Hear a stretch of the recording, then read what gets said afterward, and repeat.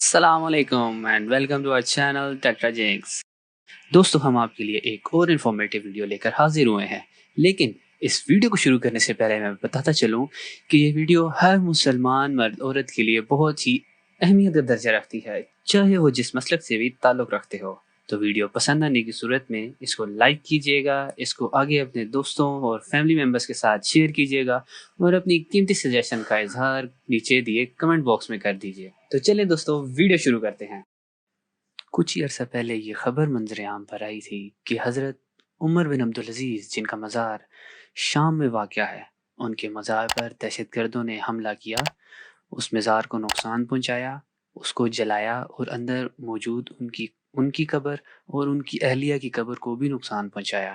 تاہم ان کی قبر اور ان کی اہلیہ کی قبر کو نقصان پہنچانے کی نہ کوئی تفصیلات موصول ہوئی اور نہ ہی کوئی فوٹیج منظر عام پر آئی۔ لیکن کیا یہ اقدام اسلام کے نام پر ہو رہا ہے، یا جو لوگ یہ اقدام کر رہے ہیں وہ اپنے آپ کو اسلام کے نام کے پیچھے چھپا رہے ہیں؟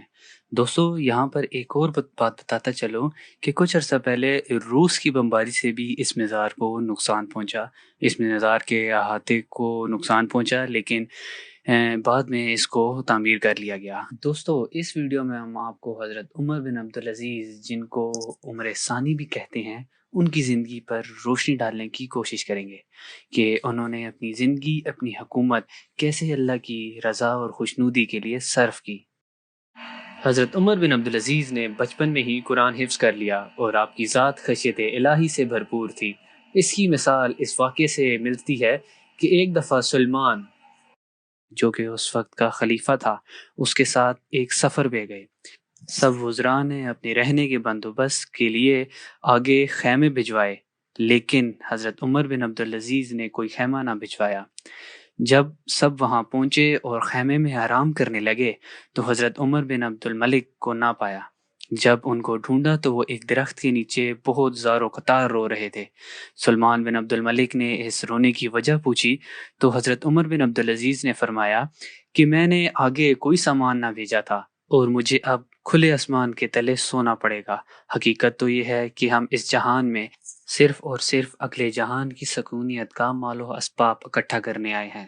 دوستو، اس کے ساتھ ساتھ آپ کو بتاتا چلوں کہ 99 ہجری میں جب سلیمان، جو کہ اس وقت کا خلیفہ تھا، نے اپنے آخری پیام گن رہا تھا تو اس نے حضرت عمر بن عبدالعزیز کو اپنا جانشین مقرر کیا اور ساتھ ہی ساتھ وصیت میں یہ بھی لکھا کہ باخدا میں ایسی وصیت کر کے جا رہا ہوں جس میں شیطان کا کوئی حصہ نہ ہوگا۔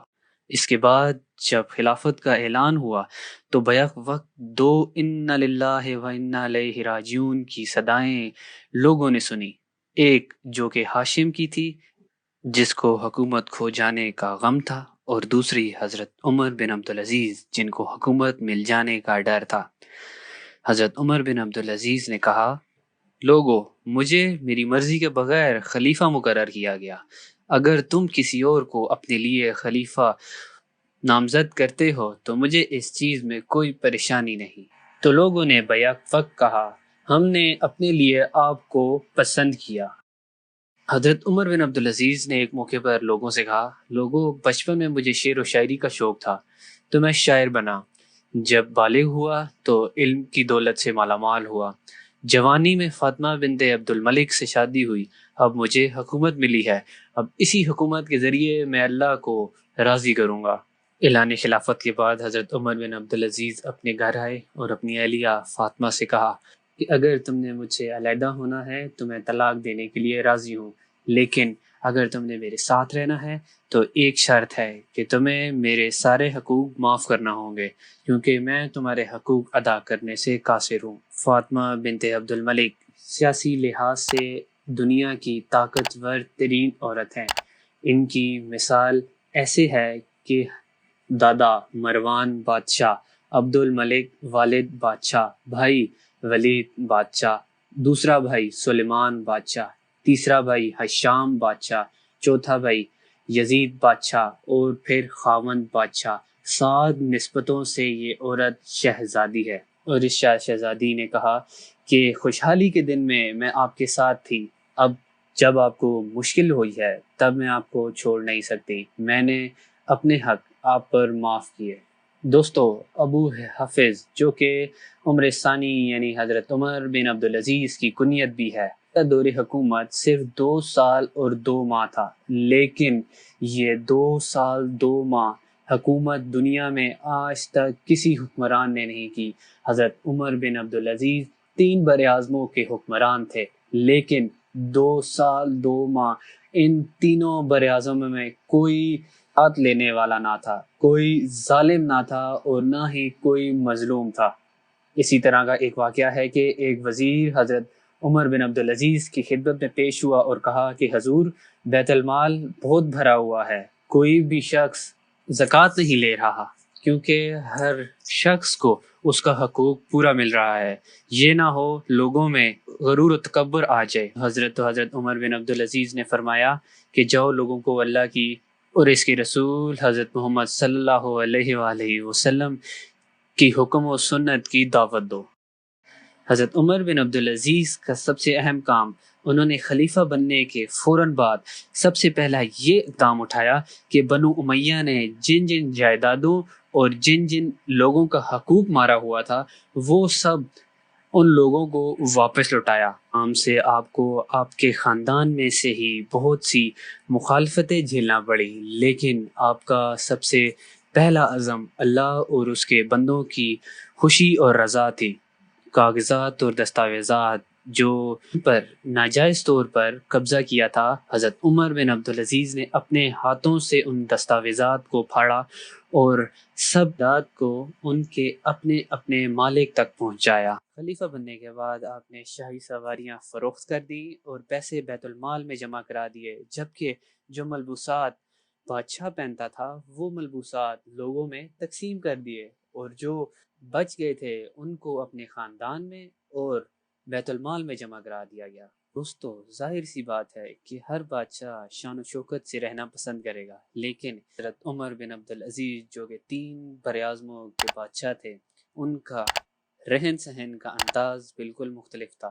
ایک مرتبہ وہ اپنے گھر آئے تو ان کی بیٹیاں منہ پر نقاب کر کے حضرت سے مخاطب تھیں، تو انہوں نے اس چیز پر ناراضگی کا اظہار کیا تو خادمہ رونے لگی اور کہنے لگی کہ یا امیر، آپ کی بیٹیوں نے دن میں کچا پیاز کھایا ہے، جس کی وجہ سے اگر یہ کپڑا ہٹا کے بات کریں گی تو ان کے منہ سے بو آئے گی، جس کی وجہ سے آپ کو تکلیف ہوگی۔ اسی طرح ایک اور بھی مثال ہے کہ عید کا موقع تھا تو حضرت عمر بن عبدالعزیز کے بچوں نے اپنی والدہ فاطمہ سے کہا کہ اماں جان، عید آ رہی ہے، ابا جان سے کہہ کے ہمیں نئے کپڑے تو لے دیں۔ تو فاطمہ نے کہا میں ابا جان سے بات کروں گی۔ جب وہ حضرت عمر بن عبدالعزیز کی خدمت میں پیش ہوئی اور سارا ماجرا بیان کیا تو حضرت عمر نے فرمایا کہ فاطمہ، میرے پاس تو اتنے پیسے نہیں کہ بچوں کو میں نئے کپڑے خرید کر دے سکوں۔ تو فاطمہ نے اس پر ایک تجویز دی کہ آپ اگلے مہینے کی تنخواہ ایڈوانس نکلوا لیں اور میں گھر کا خرچہ مزدوری کر کے چلا لوں گی۔ دوستو یاد رہے ہم ان کی بات کر رہے ہیں جو مسلمانوں کے خلیفہ اور 3 براعظموں کے حکمران تھے۔ حضرت نے اپنے وزیر خزانہ معظم کو بلایا اور کہا معظم، مجھے بچوں کے کپڑے چاہیے، تو کیا اگلے مہینے کی تنخواہ ایڈوانس مل سکتی ہے؟ معظم جو کہ انہی کا اپنا غلام تھا، اس نے کہا امیر، کیا آپ مجھے لکھ کر دے سکتے ہیں کہ آپ اگلے مہینے تک زندہ رہیں گے؟ تو حضرت عمر بن عبدالعزیز نے سر جھکایا اور گھر آ گئے۔ گھر آ کر فاطمہ سے کہا فاطمہ، بچوں کو کہہ دو میرے پاس پیسے نہیں ہیں، اس دفعہ میں ان کو نئے کپڑے نہیں لے کے دے سکتا۔ دوستو ایسی زندگی ہمارے خلیفہ حضرت عمر بن عبدالعزیز نے گزاری، صرف اور صرف لوگوں کی خدمت کرنے میں، انصاف کو عام کرنے میں اور ہر بندے کو اپنا اپنا حقوق دینے میں ان کی زندگی صرف ہوئی۔ حضرت عمر بن عبدالعزیز کی وفات کے بارے میں 2 روایات ملتی ہیں۔ ایک روایات جس میں ان کی وفات طبعی اور قدرتی طریقے سے ہوئی، دوسری روایت یہ ہے کہ ان کو زہر دیا گیا۔ جب ان کا وقت وصال قریب آیا تو انہوں نے اپنے غلام رجا بن حیوہ کو بلایا اور کہا رجا، میں نے 3 شہنشاہ کو قبر میں اتارا، ایک عبد الملک، دوسرا سلیمان اور تیسرا ولید۔ جب ان کو میں نے قبر میں اتارا اور قبر میں اتارنے کے بعد ان کی کفن کی گرہ کھولی تو ان کے چہرے سیاہ پڑ گئے تھے اور منہ قبلے سے ہٹ چکے تھے۔ اب میرے جانے کا وقت آ رہا ہے اور اب دیکھنا یہ ہے کہ اللہ میرے ساتھ کیا معاملہ کرتا ہے۔ دوستو، عبد الملک جن کا ذکر ابھی ہم نے کیا تھا، وہ پرہیزگار، نمازی، تہجد گزار لیکن ظالم۔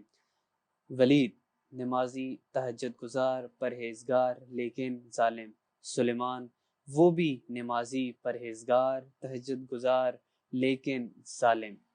ایک مشہور قول ہے کہ کفر کی حکومت قائم ہو سکتی ہے لیکن ظالم کی حکومت قائم نہیں ہو سکتی۔ حضرت عمر بن عبدالعزیز کا وصال 101 ہجری میں ہوا۔ دوستو، جب ان کا انتقال ہوا تو جنازے میں شامل ہر ایک شخص نے ایک عجیب منظر دیکھا کہ جب ان کی میت قبر کے کنارے پر رکھی گئی تو ایک ہوا کے جھونکے کے ساتھ ایک پروانہ آیا اور وہ پروانہ حضرت عمر بن عبدالعزیز کے سینے پر جا کر گرا۔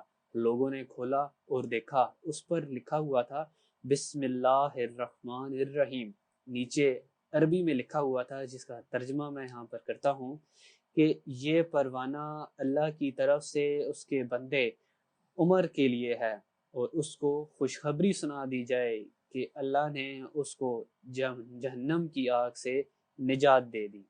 اس کے بعد رجا بن حیوہ فرماتے ہیں کہ میں نے ان کو قبر میں اتارا اور جب کفن کی گرہ کھولی تو چہرہ بالکل قبلہ کی طرف فکس اور چہرہ ایسا تھا کہ جیسے 14ویں رات کا چاند تھا۔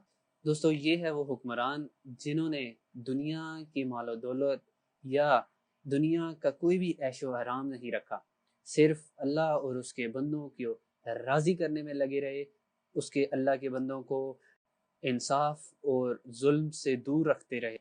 حالانکہ جو پچھلے حکمران تھے انہوں نے لوگوں پر ظلم کیا، خون ریزی کی، مال و دولت لوٹا، صرف اس وجہ سے اللہ تعالیٰ نے ان کے چہرے قبلہ سے پھیر دیے اور ان کے چہرے کالے کر دیے۔ تو دوستو، یہ تھی حضرت عمر بن عبدالعزیز یعنی عمر ثانی پر چھوٹی سی ویڈیو۔ امید ہے آپ کو ویڈیو پسند آئی ہوگی۔ اگر پسند آئی ہے تو اس کو لائک کریں، کامنٹس کریں اور اس کو شیئر بھی کر دیں۔ چینل کو سبسکرائب کرنے کے لیے ریڈ بٹن کلک کر دیں اور بیل آئیکن بھی دبا دیجیے گا۔ دوستو، آپ کا اس بارے میں کیا خیال ہے؟ تو اپنی سجیشن کے لیے نیچے کمنٹ باکس میں کمنٹ کریں۔